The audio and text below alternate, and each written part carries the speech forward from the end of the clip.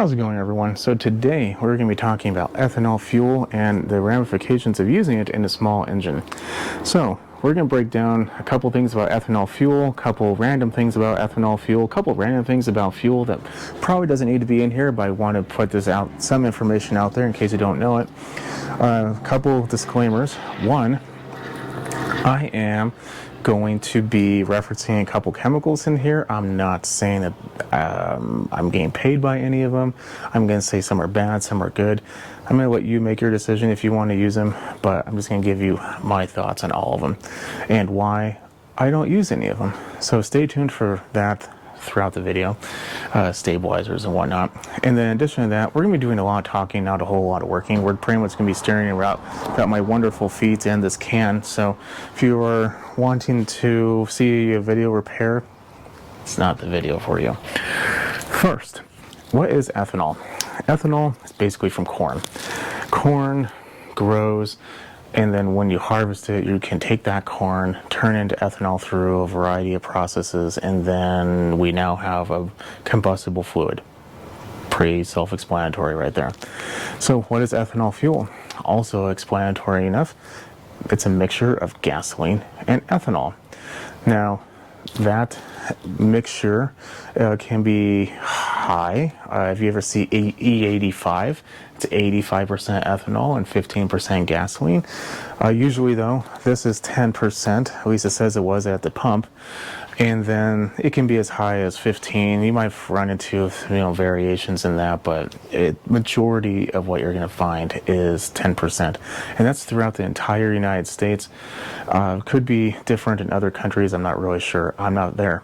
So in this can, there is 5 gallons of ethanol fuel in there, 87 octane.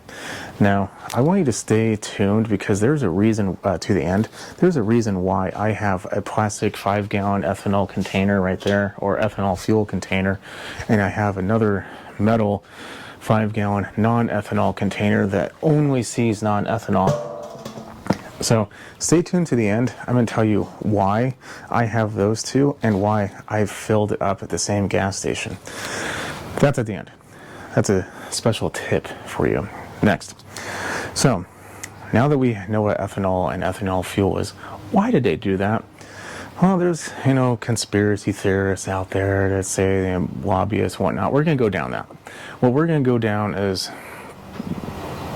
some hard facts. Ethanol has an octane rating of 112 about. Gasoline can be a different octane depending on what you want to do to it, but one of the ways that they found they can increase the octane, which basically what octane is in a nutshell, is in a cylinder you have gas and air mixed. When the cylinder comes up, you're compressing that mixture, and that compression amount is considered a compression ratio.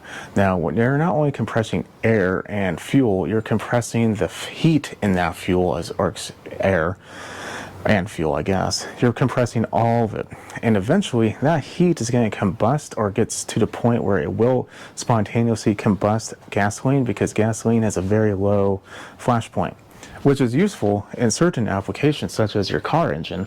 However, if you compress it too much, you can go into engine damage, spark knocking, pre-ignition, whatever you want to call it. A couple different terms out there for it. Now, increasing the octane is useful because then you can increase compression. Generally, the higher compression you get, the more efficient it can become. It's just generally efficiency is a good thing. There it is. Pretty easy. So ethanol is one way of adding that. In addition to that, ethanol, because it comes from corn, isn't drilled, and it's not taking carbon that was once in the air millions of years ago and then sequestered in the ground and releasing it back into the air. This is considered a neutral form in a way, but there's caveats to that, like there is in everything in life. So they wanted to have something that was semi-renewable and gasoline, which is not, at least not in our lifetime or any one of our lifetimes that we will even imagine. So they mix it together to at least do that. Some mandates. That's at least is the way it was in the United States. Maybe it's different elsewhere, depending on where you live, but we're talking about ethanol fuel. those are some of the reasons. Now, all those sound good. You know, everyone likes lower pollution. Everyone likes giving farmers the ability to make a living. Everyone likes corn. You know, good things, right? Well, there's drawbacks. Everything in life has a drawback. Ask every watery wonder that you see go broke. Anyway, point being, we now have to figure out what is this drawback. Well, the drawback is this. Ethanol in small engines, and in some, you know, even car engines for that matter, but primarily we're talking about small engines, can damage a couple of things in there. It doesn't like fuel lines, or at least fuel lines don't like it. Carburetor diaphragms, anything rubber in there, gaskets, all kinds of stuff. It will just degrade it quicker. But, you know, given the fact that it's so minimal, it kind of works its way to, it will lower the lifetime, but, you know, how much does it really lower it? I don't really know. Probably a semi-decent amount, but not enough where anyone's going to complain about it that they already haven't done so. So that is one of the drawbacks. That's probably not the biggest one in my opinion though. The biggest one in my opinion is ethanol and water are like long lost lovers. When they find each other, they join and they do not want to leave each other. Now, unfortunately, there's water everywhere. There's water in you, there's water in the air, there's water everywhere. Then air is what we're worried about. You too, you should probably get a glass of water. Dehydration is the real thing, by the way. Water is in the air. If anyone who's ever taken a cold glass of water, orange juice, or whatever it's cold, left it on their kitchen table for any amount of time, you'll eventually start to feel condensation. That's water in the air. Not going to get too deep into it, but generally, the warmer the air, the more water that can be in the air. The colder the air, the less water that is in the air.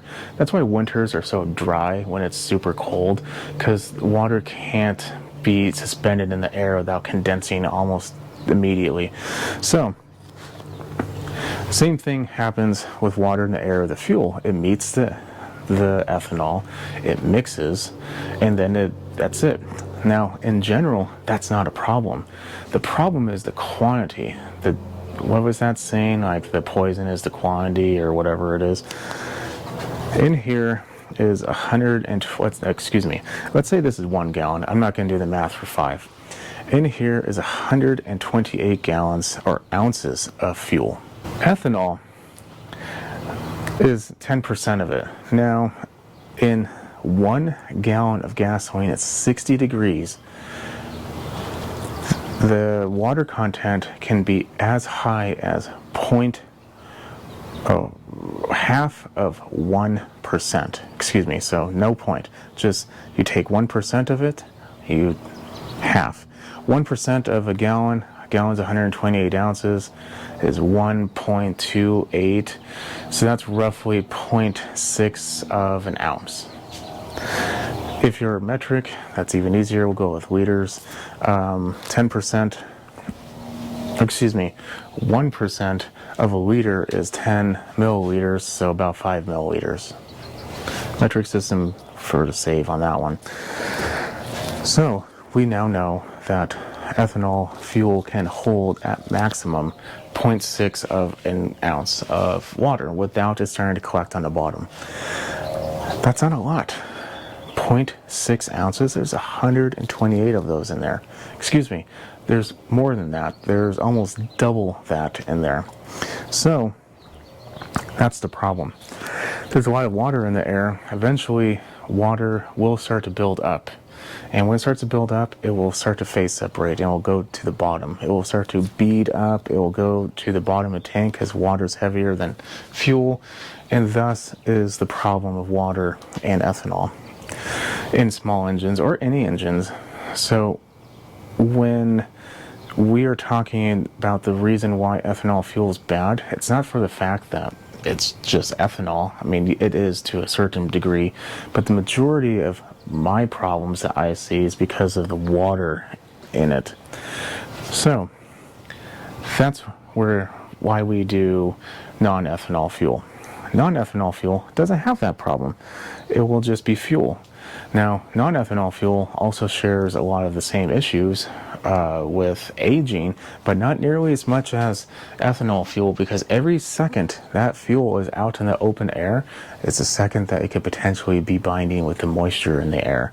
Non-ethanol fuel will eventually start to evaporate. The volatile components in the fuel start to evaporate first, leaving the heavier ones behind there. It gets jelly. We've all seen it. But what doesn't end up happening is there's not water in that, and eventually when the fuel evaporates off and leaves those components behind, water's also going to be in there causing rust. You have varnish with rust. You have a whole bunch of bad. Thus comes the time that some of you may have been waiting for, and that is, what do we do about that? Can we just stabilize it? Can we buy a chemical and make all the water go away? What can we do about it? Well, here's the weird thing about lawn equipment. The tanks are vented majority of the time. That means it's going to have open air and open to the atmosphere. There's been one product that I've seen, I've not been paid by them, that can do somewhat of a good job. Now, I'm going to stop right here.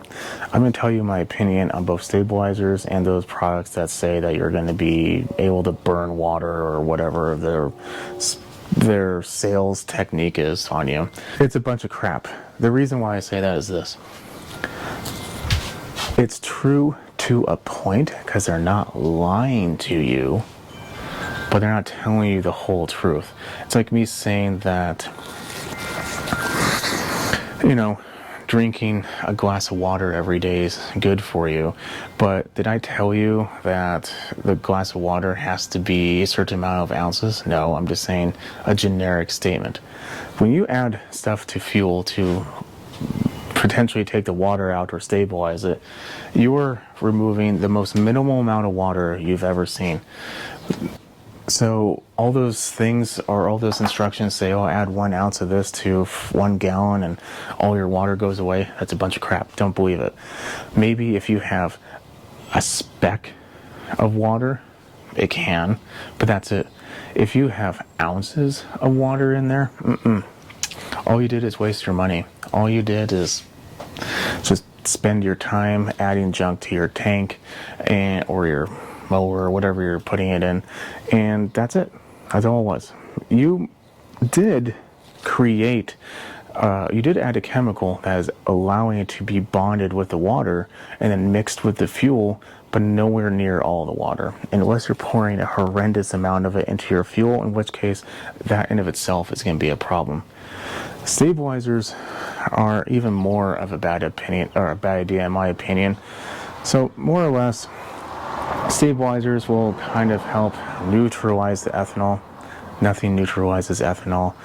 It will potentially might add a little bit of not ethanol, I forget the name of it. It's very similar to ethanol. It might add a little bit to it so it can absorb extra water over the course of its duration of it being in your tank. But yet again, it's so minimal. Unless you live in the desert, it's not going to be a benefit to you whatsoever. And it's just a waste of money. And people will end up saying like, oh, I'll just add more to it, because yes, if the instructions say 4 ounces per gallon or whatever, I'll add 8 ounces that I get stored twice as long. And they're not 100% wrong, but the problem is that double is still minimal at best, and fuel evaporates, like I said, leaving that behind. So you're just creating another problem, because now you're having more sediment deposits of junk you're putting into your gas. It's just not a good idea. So stick away from anything that says it can burn it. Stick away from anything that says it's going to stabilize it. I know some people love it. I get it. You probably can say that it saved your machine. I know. I'm just telling you, mathematically, it makes no sense. So I just don't do it. And I would suggest you don't do it either. But that's just my suggestion. Now, I can't just give you one negative thing and not give you a positive thing, right? Well, I'm going to give you those positive things. How do you prevent, if you can only get ethanol fuel, any type of degradation? Run it dry. That's it. All you need to do. If you have a steel tank, it's a little difficult, but those are older machines. Run it dry. When you're not going to use it for at least 3 months in the wintertime, or potentially in the summer if you have like a snow machine or snow thrower or whatever the machine is, if you're not going to use it for 3 months, let it run dry. That's it. It's very simple. Just let it run dry. And then what that's going to do is it will burn all the ethanol. It will burn off everything that would potentially could even cause a problem. And yes, 2-cycle equipment, some of the components inside might get dried out, but guess what? It's better than gummed up. It's just not as good. I can tell you so many times how many times I've had a piece of equipment that was dried out or emptied out or let it run dry, and I put a little fuel in there. I press the primer bulb maybe like 30 times just kind of get everything flowing, help rejuvenate a little bit of the materials in there, the diaphragms, all that, and then it runs just fine. My backpack blower, I do that every single year. In the wintertime, I put it away. In the spring, I come back, I have to prime it. It kind of like rah, rah, rah, rah. But then over maybe the next minute or two, everything starts to come back and it's fine. It's not that hard. Run it dry. Now, if you have the ability to get non-ethanol, you can let that stuff ride. In fact, you can fill the tank. In fact, that's probably a better idea, because not only does water condense or get attracted to ethanol, but water is attracted to everything. If you keep your material or your machines in a non-conditioned area and gets cold, water can condense inside tanks and start to build up as well. And when water builds up in a tank full of non-ethanol fuel, well, there's literally nothing in there at that point to mix with, and it will just go directly to the bottom. So if you are able to get non-ethanol, fill your tanks. Boom, done. Get good quality 2-cycle oil if you have a 2-cycle, and that's it. You're golden. Very easy. And then if you want, it would be a good idea, in my opinion, once every about 2-3 months, go out to your shed, turn it on for like 30 seconds, just kind of get everything moving, turn it off, put it back. You'll never have a problem, at least not anytime soon. So those are the ways I do it, and I've never had a problem. You rarely see my machines in here for a carburetor issue, and that's the reason why. I follow those rules. There was a time, in fact, 2 years ago, I couldn't get non-ethanol fuel for whatever reason. My gas station that was right down the street from me stopped carrying it, and I was lazy, and I just put ethanol fuel in a tank, and I just ran it dry, and that's it. There was no problem. The spring came, and everything started right up. So I would highly suggest doing that. Don't waste your money and just follow those instructions. So hopefully that wasn't too complicated to follow. I don't really think it is, but ethanol is a good, bad thing. Like everything in the world, there's bonuses and minuses, highs and lows, whatever you want to say. And you just have to pay attention to the bonuses and plan for the negatives. Now, I told you I would tell you why I have 2 cans. This is for gas stations that have a single pump. If, like for instance, I've seen a couple in my area that have non-ethanol, but they only have 1 pump. If you fill your tank with non-ethanol fuel, but it has a single pump, what you're getting is a little bit of fuel from the previous person that they didn't necessarily pay for it, but that fuel is still in the line. So when you select non-ethanol, that fuel that's in the line is going to be coming out of the pump. So when I get my non-ethanol fuel, I fill this up first. This is probably a good, I don't know, 1 or 2 gallons worth. Maybe sometimes I just fill it all the way up, but at least 1 or 2 gallons, and then I get my metal can out and I fill that up all the way, because then I know I'm getting legit non-ethanol fuel. I'm lazy, so I will just fill that one up, and then I'll fill the other one up, knowing that will be primarily non-ethanol fuel. Kind of lied when I said this is 87, 10% octane or 10% ethanol. It's not. So I'm going to go ahead and leave you at that. Follow me on Instagram at smallengine101. If you have any questions, leave a comment below. If this helped you out, definitely leave a thumbs up. It helps me out. I'll catch you on the next video. You have a good night.